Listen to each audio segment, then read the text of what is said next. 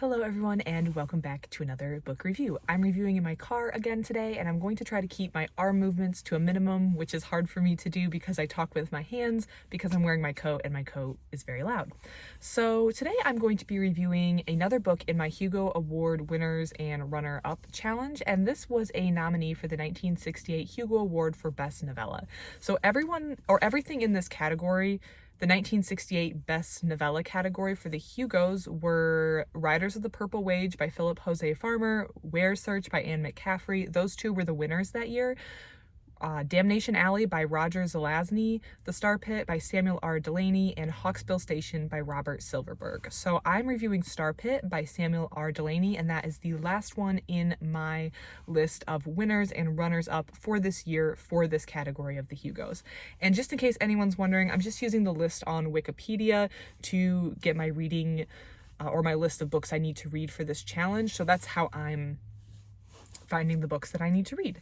I read this book in the, what is this called? There's a piece of paper on the front, the Arbor House Treasury of Great Science Fiction Short Novels. And this book was actually compiled by Robert Silverberg, who actually wrote Hawksbill Station, which was another runner-up for the 1968 Hugo Award for Best Novella. So it's interesting that these science fiction authors seem to have a lot of overlap.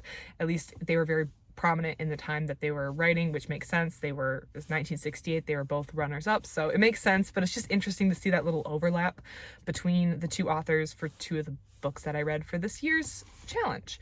So Star Pit. Star Pit is a very short story about a time in an advanced time in human history where some humans have developed the ability to go further in space than others. So there's this, after some scientific advancement, there has been a natural cap to the extent of human expansion. It's like 20,000, I forget if it's light years. There's a certain extent barrier that normal humans can go before they start experiencing psychosis. This is all in space. And then if they go past another further point, they die. But some people who have been psychically or psychologically broken very young in life, so a lot of trauma and damage, are able to go beyond these barriers and explore even more of the galaxy. These special people who have been traumatized, broken at a very young age are called Goldens, and the Goldens are able to go even further in space than everyone else. So we have the society that has the seemingly haves and the seemingly have-nots. The haves, the Goldens, the people who are able to go further into space, and the have-nots, the people who have a barrier in space they can't go past, because if they go past it, they go insane, they experience very bad psychological symptoms, or if they go even further, then they're going to die. But it's a lot of the groups asking each other who is holding whom back. Is that correct grammar? Who is really constrained? Who's the one who, which group has it worse?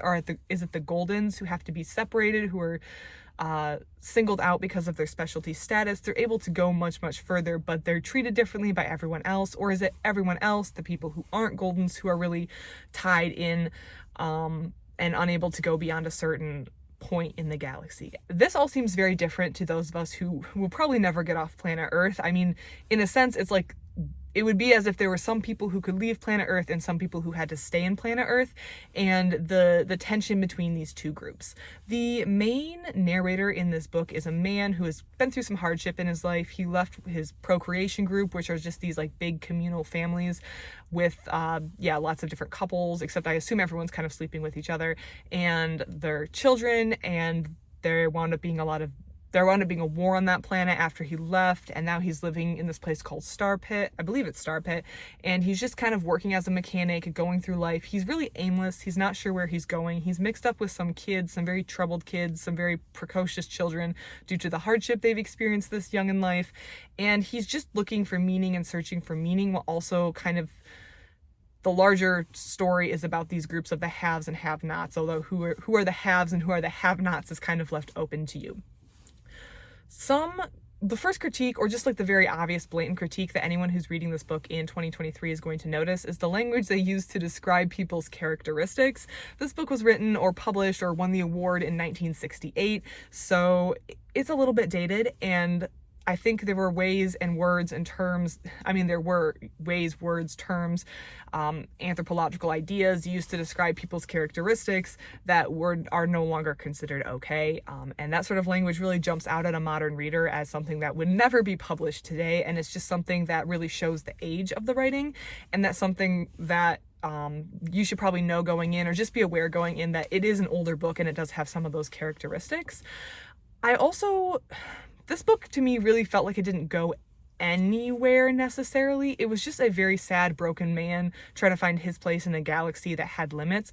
But there were some really standout passages that I liked. In fact, my favorite passage from the entire book comes from Sandy, which is the narrator's employee who works at this mechanic shop, who's also a young man who's trying to find his place in life. And I feel like Sandy is doing a little bit better a job of it than our narrator. Sandy says, that's what I'm trying to say to you, boss, about you, about Ratlet. You've all got it in your heads that this out here is it, the end. Sure, you got to accept limitations, but the right ones. Sure, you have to admit there are certain directions in which you cannot go, but once you do that, you find there are others where you can go as far as you want. And it's kind of Sandy at this point coming to the decision that, yeah, there are things he can't do. He's not a golden. He's not able to go beyond the limit that non-goldens are restrained to, so he can't go out and explore everything in the galaxy. But now that he accepts that he can't do this, he realizes there's a lot of other possibilities in life, and he can follow any one of those possibilities as far as he wants. And I feel like that was a very positive and inspiring message, but I do think the overall tone of the story was very negative and kind of differs from my own personal life philosophy and belief. I tend to be a very positive person, and I do kind of agree with Sandy's statement that maybe there are things that you're not going to be able to do, where you can't change something in your past. But once you accept and make peace that that's a limitation, maybe you did something, maybe there's a path that you wanted to follow but can't.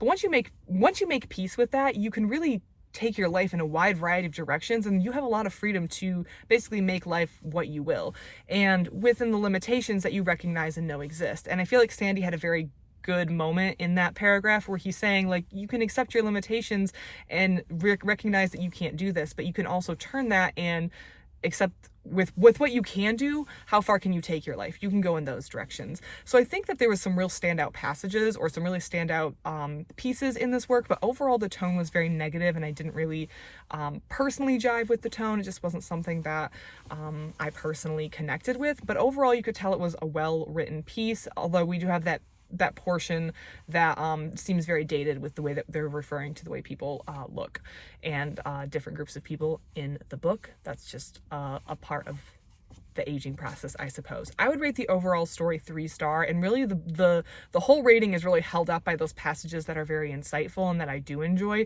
The rest of the book was rather ho-hum. I see from the writing perspective why it may have been included as a finalist, but it doesn't it's not the best book for me, out of my personal opinion, out of the 1968 finalists and winners for the best novella. And I definitely have some issues with it, especially with the tone and the way the author, I guess. I felt like maybe this was the author exploring a different view of life, but I felt like the author's view of life may have been different from my view of life.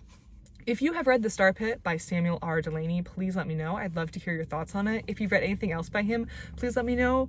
It looks like in the 1969 selection, he was also a runner-up for the book Lines of Power, or the novella Lines of Power. So I will be reading more Samuel R. Delaney, but this was the one that I needed to get done for 1968. And I'm excited to read more by him, to read Lines of Power and really see how that one is. I think it's going to be a good comparison to read 2 of his novellas and see if maybe this was just the tone he wanted to take for this story, or if this is the tone that Samuel R. Delaney writes in all his novellas, in which case I'm probably going to be less of a fan of his work. So that is my review of The Star Pit by Samuel R. Delaney. Again, if you have any thoughts or comments, please let me know. I am going to be doing a review or a recap of all that I've read for the year 1968, because at this point I've read all the finalists and winners based on the Wikipedia article. So stay tuned for that. Other than that, thank you so much for watching, and I hope you have a great rest of your day.